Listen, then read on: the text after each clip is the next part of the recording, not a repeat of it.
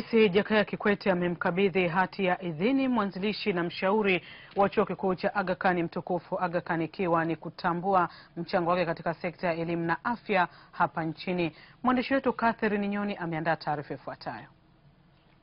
Rais Jakaya Kikwete amemkabidhi hati ya idhini mwakilishi na mshauri wa Chuo Kikuu cha Aga Khan mtukufu Aga Khan, ikiwa ni kutambua mchango wake katika sekta za elimu na afya hapa nchini.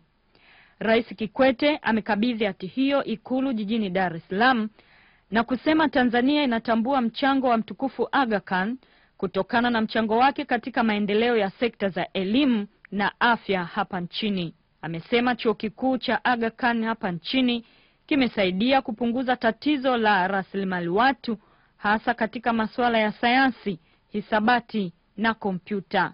Kwa upande wake mtukufu Aga Khan ameishukuru serikali ya Tanzania kwa kuandaa mazingira bora ya elimu, ambayo amesema kuwa jitihada hizo zitawasaidia wananchi kuendelea endapo elimu hiyo itatumika kwa manufaa yaliyokusudiwa. Makabidhiano hayo ya hati ya utambuzi pia yamehudhuriwa na Katibu Mkuu Mtendaji Tume ya Vyuo Vikuu nchini TCU, Profesa Yunus Mgaya, ambaye amesema hatua hiyo itakiwezesha chuo cha Aga Khan kupanua programu za shahada za juu.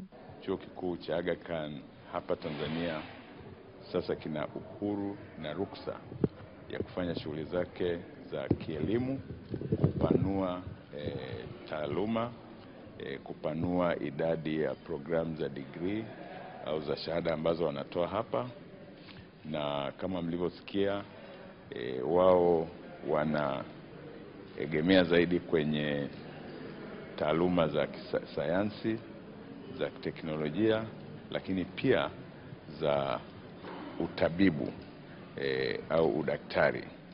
Tatizo moja tulilonalo katika rasilimali watu ni upungufu uliopo kati ya, au ni pengo lililopo kati ya mahitaji ya wataalamu wa sekta mbalimbali na uzalishaji wa hawa wataalamu. Sasa kuwepo kwa Chuo Kikuu cha Aga Khan na hivi ambavyo kinaendelea kupanuka kinapunguza hilo pengo lililopo la kuzalisha wataalamu. Mtukufu Aga Khan atakuwa mgeni rasmi katika mahafali ya chuo cha Aga Khan yatakayofanyika Februari 24 jijini Dar es Salaam. Catherine Nyoni, TBC, Dar es Salaam.